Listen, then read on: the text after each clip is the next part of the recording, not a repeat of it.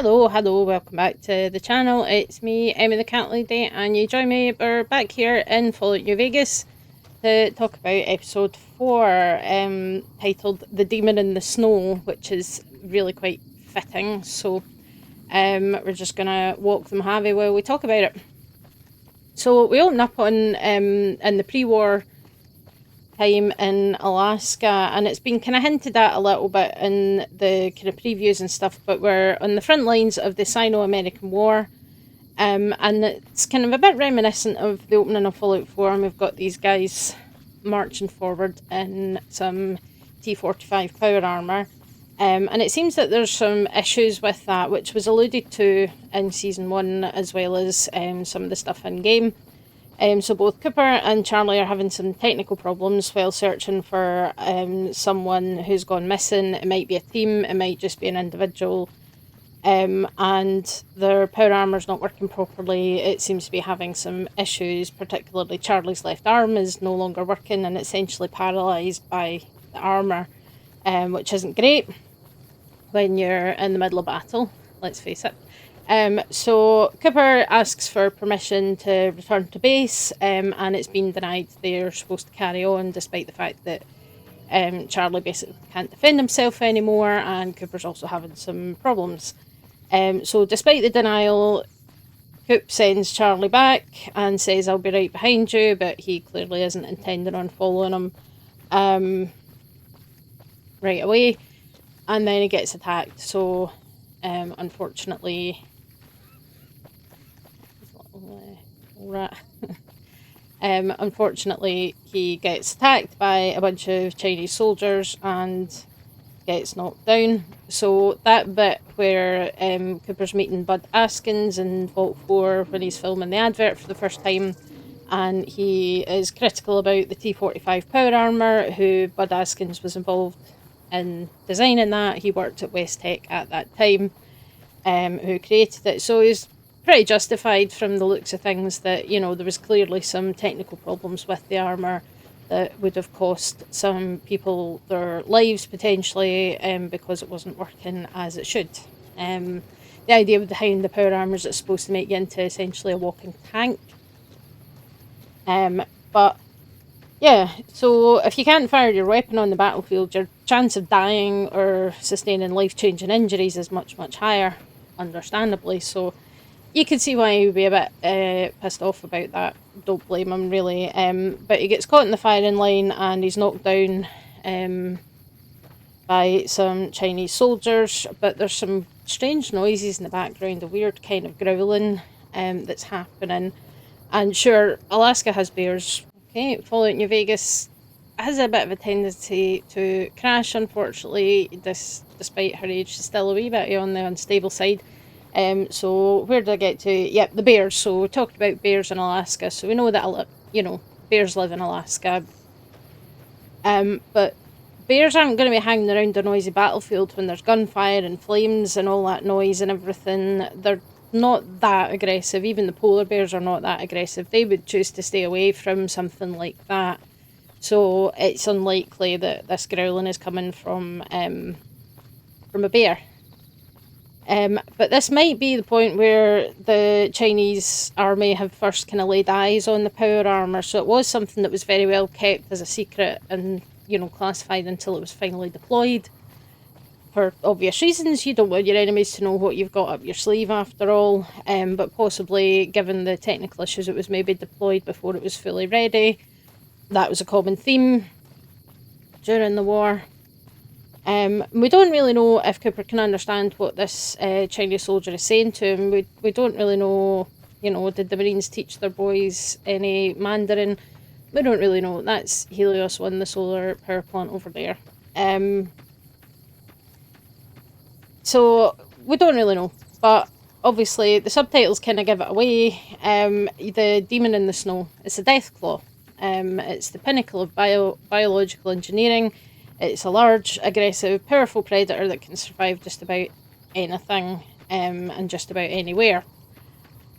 And they did exist pre-war. They were created. They were not You know, they didn't happen by chance like some of the other mutated creatures around the wasteland. They were created on purpose by the US government and the US military. People often credit the Enclave for creating them, but they weren't the Enclave at that time. The Enclave picked up on the research and kind of further refined things, as did the Master. But the Death Claws were created by the US government and military before the war. There's not really been any records of them having been deployed in combat in the war before the bombs fell, but that doesn't mean it didn't happen just because it wasn't recorded anywhere. So, you know, this could be, I mean, they're as dangerous as a tank, and they've got more maneuverability, and they were basically, the goal was to create something that was sort of cheaper and just mobile destruction that they could just drop in on the Chinese, and you know, they would just wreak absolute havoc and destroy everything in sight. That was kind of the goal, and that's generally what they do. So, you know, it would have been quite effective, but I say we don't know how often they were actually deployed, or whether this death claw that we see in this scene was released on purpose, or if it somehow managed to escape its you know, its holding facility or wherever it was, and then ended up on the battlefield. We don't really know that for sure.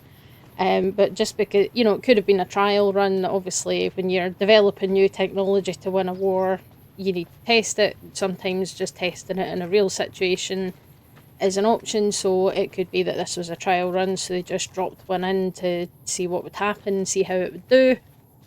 Don't really know, but interesting to see, and it obviously confirms that Cooper Howard knows what a death claw is. He's seen them, he knew of their existence long before basically anybody else that's still alive did, probably, or at least many people that are still alive now in the Fallout universe would know. So it's kind of an interesting one there, and that's pretty much it for the pre-war stuff in this episode.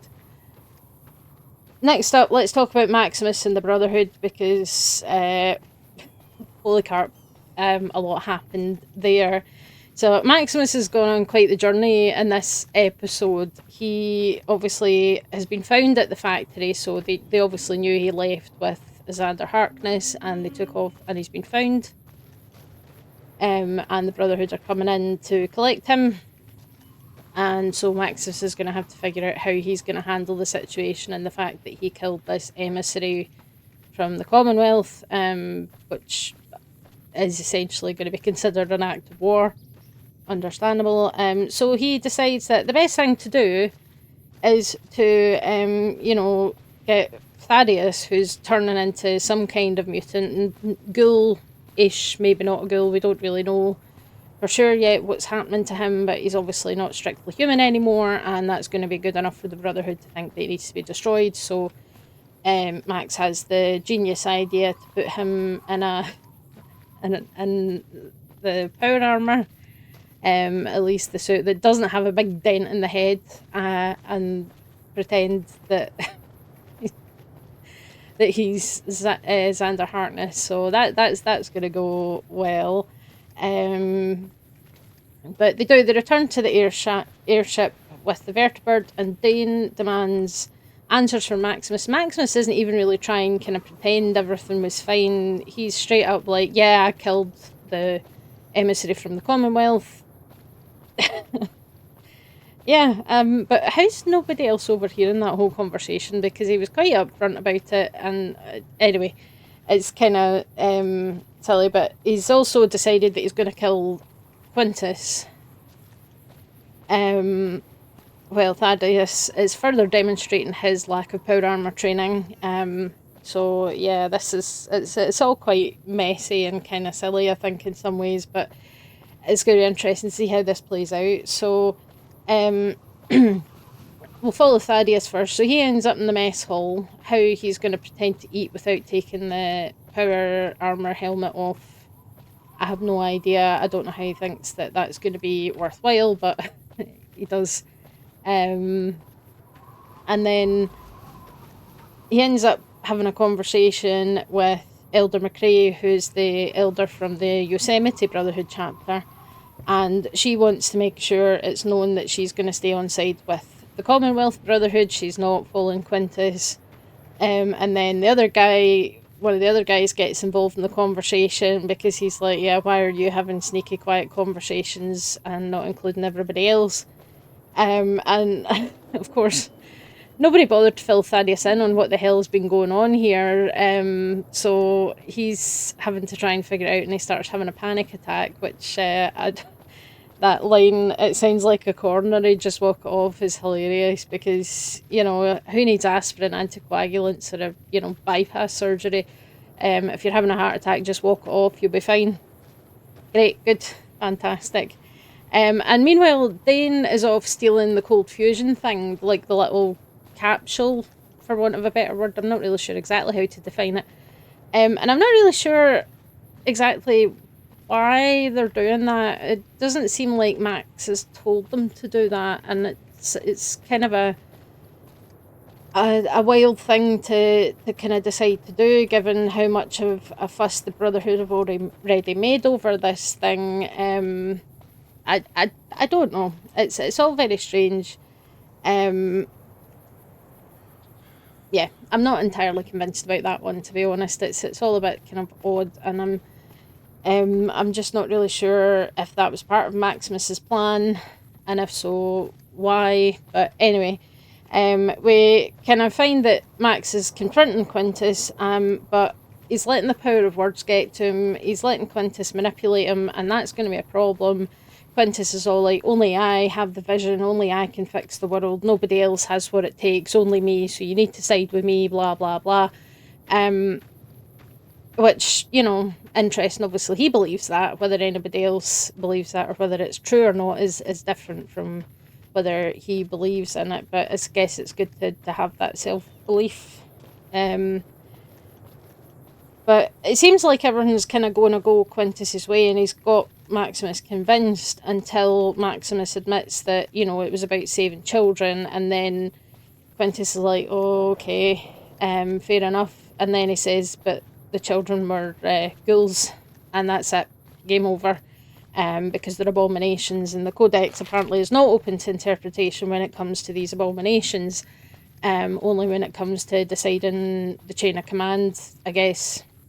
Anyway, yeah, so fights break out all over the place, especially when they finally notice that the cold fusion relic thingy is gone. That's when everything kind of kicks off. So, there's, I have to say, Elder McRae's move there is absolutely brutal, and I kind of love it. She's great. She's really funny. I think this is going to be interesting. Quintus has thrown the word heretic around quite a lot, proving how far down the cult pipeline we have fallen at this point. But we were promised chaos, and we're getting chaos. I have no idea where I am here. Anyway. Yeah, well, there's the Lucky 38 there. Obviously, like a big giant roulette wheel spinner. But yeah, we were promised chaos. We've got chaos. So, not a big surprise, really, in that sense. And this kind of hug between Dane and Maximus, this is the whole thing that's kind of confusing. So Dane seems to be staying with the Brotherhood while sending Max and Thaddeus away with the cold fusion relic. And it's all kind of odd, because certainly in season 1, I felt like Dane was kind of a sympathetic character, but I'm really not sure I understand what the character is up to here, and I'm not saying this is a problem with the actor that portrays Dane. It's more, I think, the way the character is written. I'm just really not sure what they're up to or what they're trying to achieve here. It's there's no real sort of clear goal or motivation for anything. I don't really understand. And that's the thing. Characters are far more interesting if you can understand what their goals are and what their motivation is. Even a good villain should believe that they're in the right, and that's what makes them a good villain, is when that you can see, that they believe in what they're doing and they have their reasons for what they're doing, even if it's reasons that you wouldn't agree with. You can kind of see that they feel like they have a reason to do something, and I'm just not feeling that with Dane from this episode. It's just very... It feels like there's something missing there that we're not understanding. Maybe we'll get some more explanation later. We don't have much backstory on this character or anything like that, so I really don't know.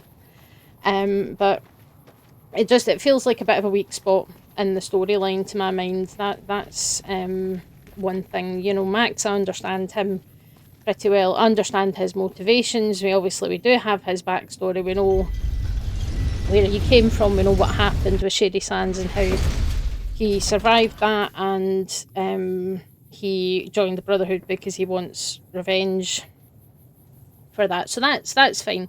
But with Dane, I'm just not really feeling it. I'm not really understanding what's going on. Their character doesn't really seem to be having much direction, and they just seem to be doing things for the sake of it. Oh.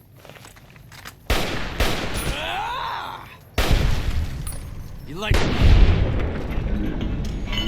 Yeah, you need to be a bit careful in Freeside, because sometimes people will just come and chase after you. Keep your gun handy in this part of town. But yeah, so we'll move on to the vaults now, because we did end up back in the vaults this episode.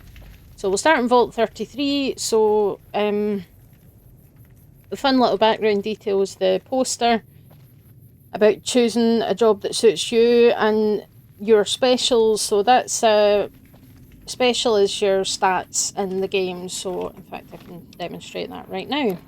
So special is your strength, perception, endurance, charisma, intelligence, agility and luck. So if you haven't played the games you might not know this, but basically you choose how these are assigned, and that grants your character different abilities. Better, you know, high intelligence you get more skill points and stuff like that. Higher strength is better for carrying capacity and using melee weapons, for example. In this game, luck is really good if you're a gambler. So that's kind of always been part of the character creator, and you know, it's kind of featured in the Vault Tech and stuff quite a lot. So I thought that was kind of fun, and some of the images in there were from the perk posters, and also the Red Workshop from 4 was in there somewhere. Hi. Hello, small child. Why are you brandishing a knife? Anyway. So, yeah. Vault 33. Reg is hosting his wee support group, which is growing. Thirsty? Horny? The Atomic Wrangler has you covered. Great. Yep. Everything you could possibly need is there at the Atomic Wrangler, except there is a really buggy quest in there, so we're going to ignore that. But yeah, we've got this group. And it's growing, and people seem to be having a good time. It's been thrown about that it's a snack club, and certainly snack budget seems to be quite high. But he's filling up water coolers for his little group. And there's a bit of a problem there that I liked how he walked past. Come to the There's a poster put up about signs of dehydration and reminders to stay hydrated, and along with that we've got PA announcements about water rationing, and that people are limited to 1 litre of water a day. That's their limit, which is actually far below the basic maintenance requirement of fluid for humans. So maintenance... The hell?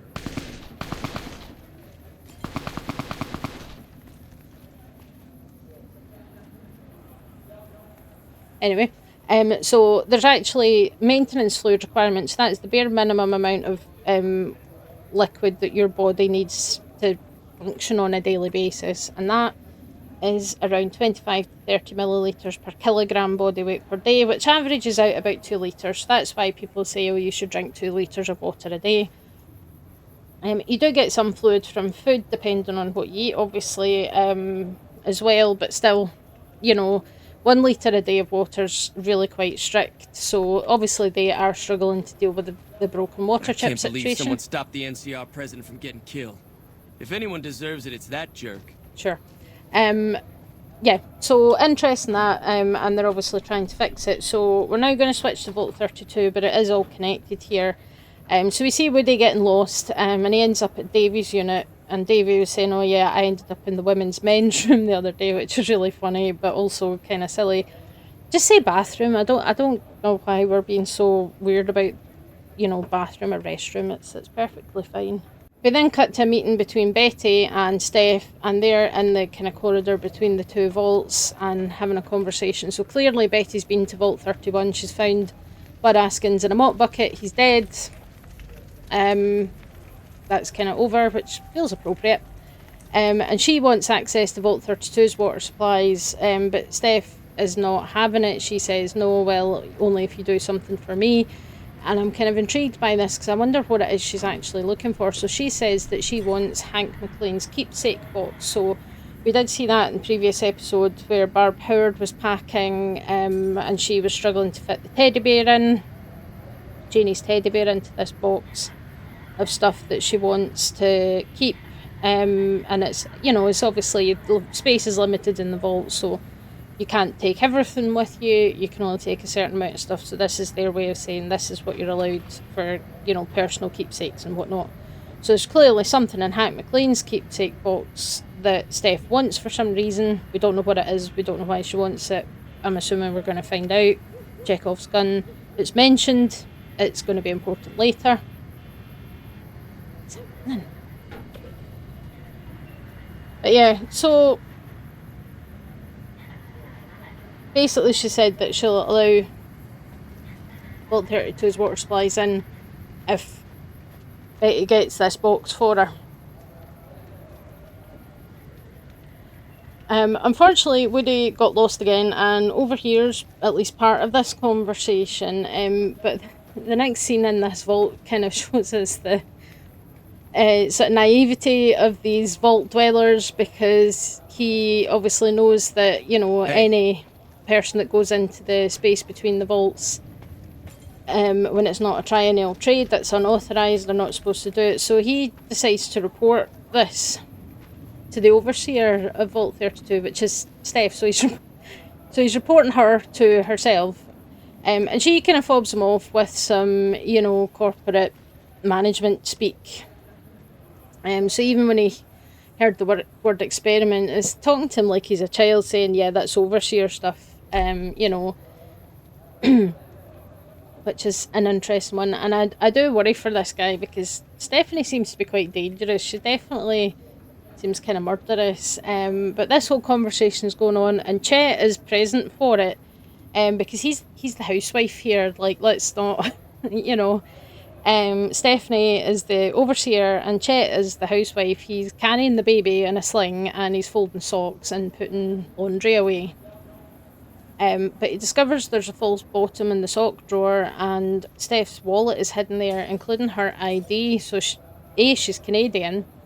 And if you didn't know the history of Fallout from the games, Canada was actually a US territory by the time the bombs fell, because when China invaded Alaska, the US decided to annex Canada so that they had a direct land connection to their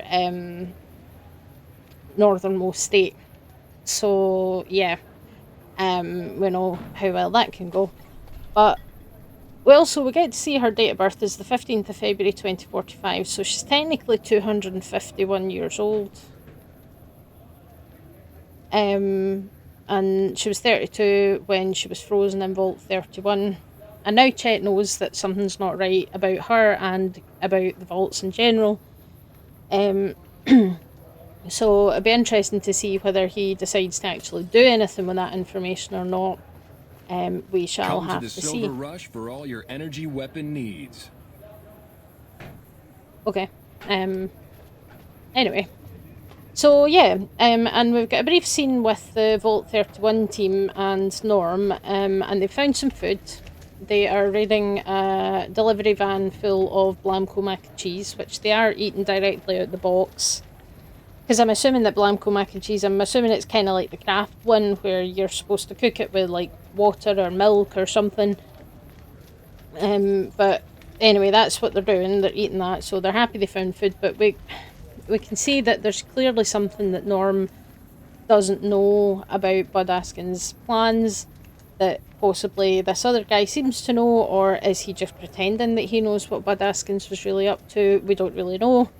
But it's very interesting kind of conversation there with this Ronnie guy. Did you notice they had the merit dot on his suit, which is just a nice little detail from the costume department there. I think that was quite funny that, you know, he had the little merit dot, if you will.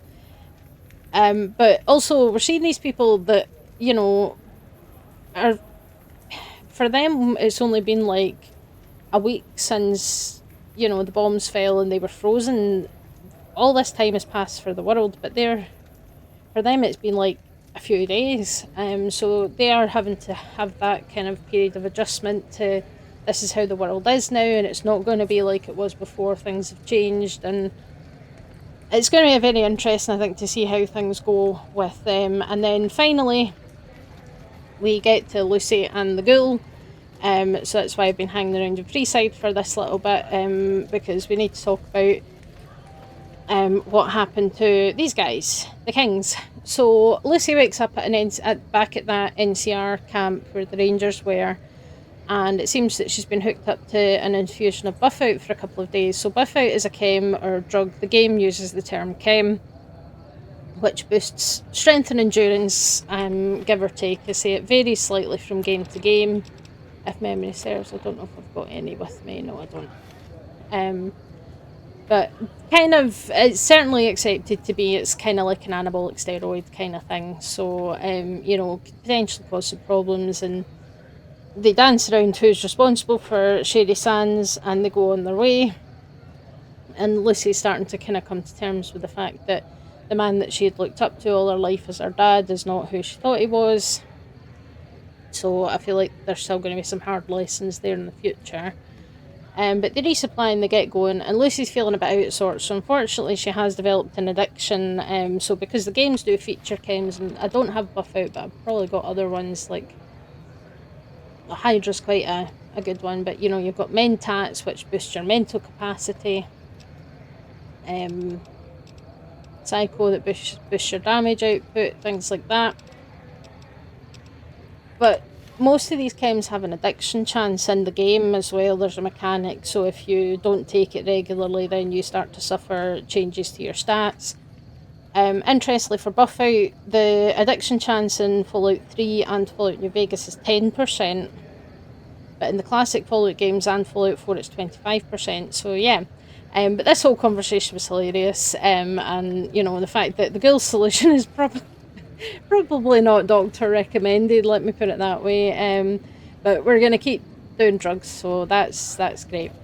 So they reach the outskirts of Vegas, and the Scuratrons are all wrecked, and the Kings are all feral ghouls now. So this is where the Kings lived, so you can see the reference really. So they're all feral ghouls at this point somehow, and the ghoul suggests Freeside, which is where we are right now. This is Freeside, which is kind of based around Fremont Street, and that part of Las Vegas is sort of where this is supposed to be. And Lucy's just like, no, let's just charge on through. It's just ghouls. We can handle this. It's going to be fine. And the ghoul seems to approve of this new gung-ho attitude and encourages the ensuing violence. That sly wink that he gives her is really funny. The song Cocaine Blues as well, the way the combat proceeds, it kind of feels like she's using VATS, which is interesting. Oh, the lights just came on. You know, it's kind of interesting. But the outcome for the Kings is really quite sad, actually, because, you know, they're a fun faction, so you can... I think most people should be able to guess the references here. So this is the King's School of Impersonation, and Vegas is obviously well known for being popular among, you know, Elvis was a big fan of Vegas. He wrote a song about it and performed here a lot, and one of the kind of common things in Vegas is Elvis impersonators, so they did incorporate that into the game here. And basically they're a faction who base themselves at this Elvis impersonation school. They don't call it that. They don't mention Elvis by name, and none of his songs are included in the game. That was due to sort of licensing and cost issues, but the references are not subtle. And the guy that's in charge calls himself the King, which is this guy here, and looks like him. Things have been a lot better since you helped with those Talks soldier like him. boys. Thanks again. So, what can I do for you? Just dropped by to say hi. See you later. All right. I'll see you later. Yeah. So I have a bad feeling that the last one that got killed that had the guitar, was that him? Was that the King? I don't really know. But, you know, they've obviously all got their hair styled that way and everything like that. So the references aren't subtle. But it's kind of sad if that's what has become of these guys. Because they're Everyone's not... talking about Hoover Dam nowadays. Yeah. I wish the battle would just happen already. Suspense is killing me. Say they're a gang, but they're not bad people. They're generally trying to kind of look out for Freeside, and the people of Freeside, especially, you know, they were at odds with the NCR and things, basically because they were kind of in charge of this place, and then the NCR came in and said, no, we're in charge now.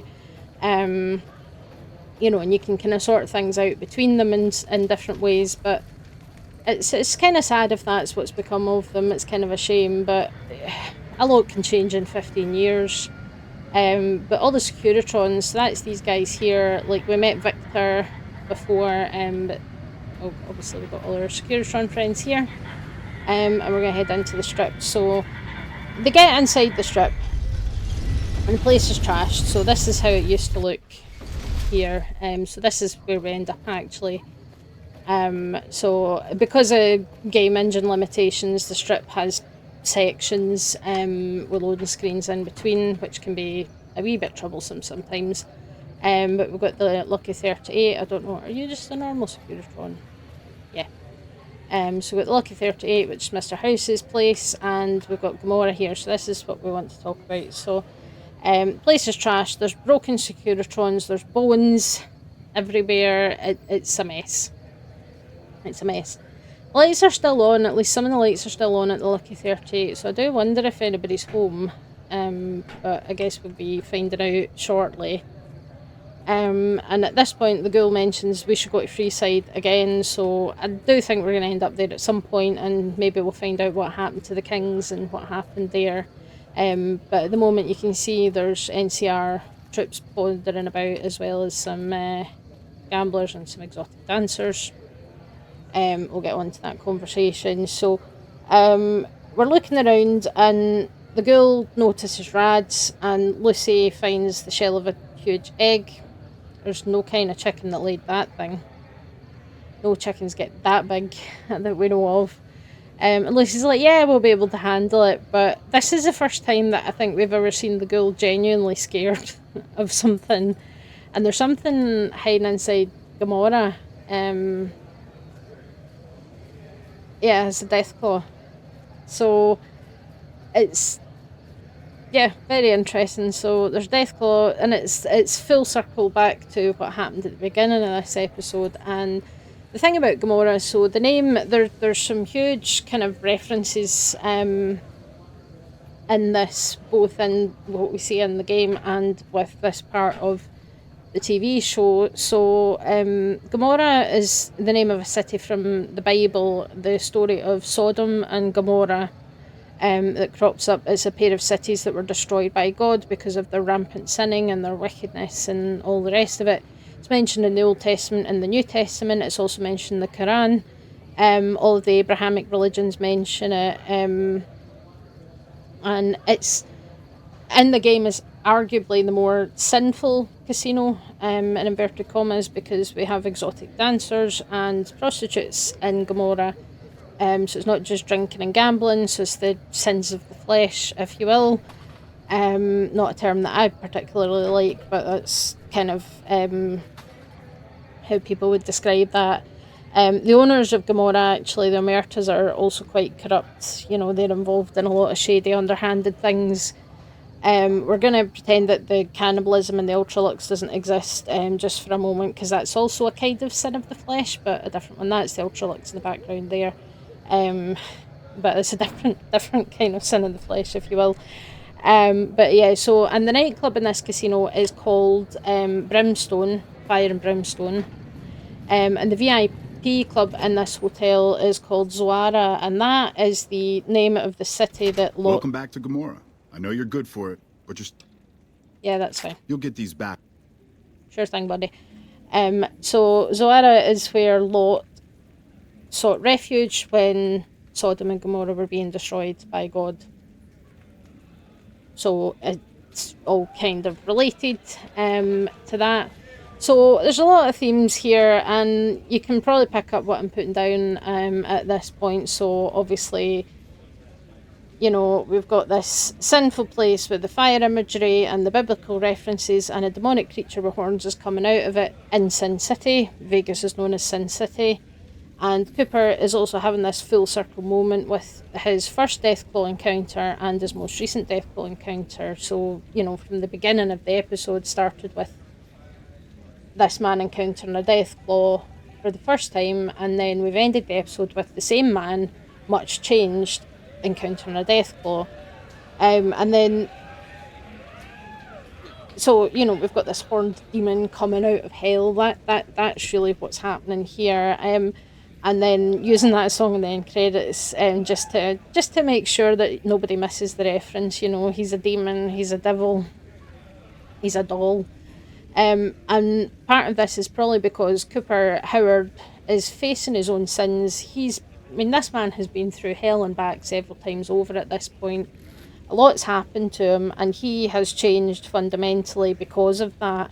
But he's now maybe facing up to his own sins and to some of the horrible things that he's done and things that he's had to do to get to this point.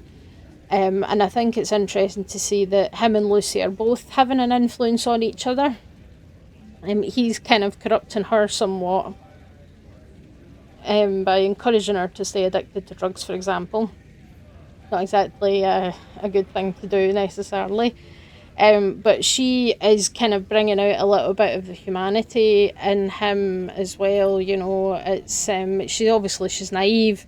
She's learning things the hard way. There's a real baptism by fire in terms of what Lucy's dealing with since she came to the surface. But she is potentially having a bit of an influence on the ghoul and bringing back a little bit more of this man's humanity and reminding him who he used to be.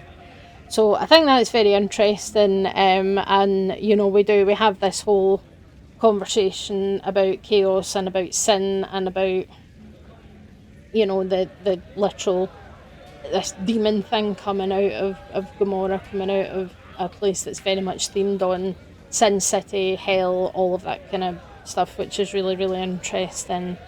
And then the end credits are shown as McCarran International Airport, which isn't far from the Strip, and that's true in real life as well. I couldn't believe how close it was actually to the Strip. So, you know, we're in the Strip here, and there's McCarran, and that is the case in Las Vegas in real life as well. I couldn't believe it when I went there actually, just how close it is. But yeah, so this Camp McCarran was the airport, and that was the NCR's main base during this game, and that was their major base, and then they had smaller bases dotted around in other places and ranger camps and whatnot, and it also looks wrecked. So I really do wonder what's actually happened in Vegas since we left it. It seems like a lot's happened, and there's definitely a lot of questions still to be answered in that way, but that's kind of, you know, we're a bit, if it's still an 8-episode season, we're halfway through now at this point, so we shall see. But I did see a clip this afternoon I wanted to mention, and it was an interview with Walton Goggins, who obviously plays Cooper Howard,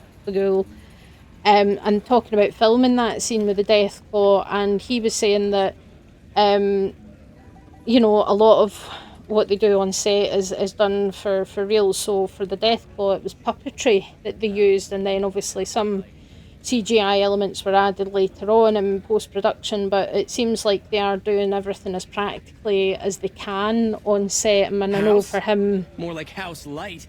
I heard he got himself unplugged. Yeah. You know, like he spends hours in makeup getting the ghoul face attached to him and everything, which is... It can be an arduous process to do all that sort of stuff, so... but I kind of like that, you know, I think it's really... It does... You know, CGI has definitely come a long way since the kind of early days of it, and it's better than it used to be, but there is something about, when they use practical effects for stuff, that it just makes it feel more real and that wee bit more visceral. And I think especially for a creature that's iconic as the Deathclaw is for Fallout, it's the big bad, it's the most dangerous creature in the wasteland. In the early games, and in the first game, a lot of people didn't even believe they existed. They thought it was a myth. They thought it was just this story that they told to terrify children and tell people to stay away from certain places. They didn't believe that they were actually real, but they are. They're real, they're thriving, and they're highly dangerous. But, I think that really helps. And it must help the actors as well. I mean, I'm not an actor. I never really kind of participated in anything along those lines much. But, I think it'd be easy, because when Walton Goggins in the interview said, it's not like I'm looking at a tennis ball, which is sometimes what they would do when they were adding CGI creatures into films. It would be like somebody's got a tennis ball on the end of a stick for, obviously, to give the animator something to anchor the CGI thing to, when they were creating it and things. So it's, yeah, but the practical effects, I think, definitely bring something to it that CGI just can't quite manage for some of these things. But yeah, so again, really good episode. There's a couple of sort of plot points that I think are really, I'm not feeling 100% on, especially the whole thing with Dane at the Brotherhood. I'm just not sure I understand the character's motivations. I don't really understand, what their intentions are. I don't know what the goal is for Dane. Whether it's, trying to improve the Brotherhood from the inside. It usually doesn't work very well with the Brotherhood, really. So I don't really know. I feel like that is definitely a bit of a weaker one, but maybe we'll get some more explanation in the future episodes about that.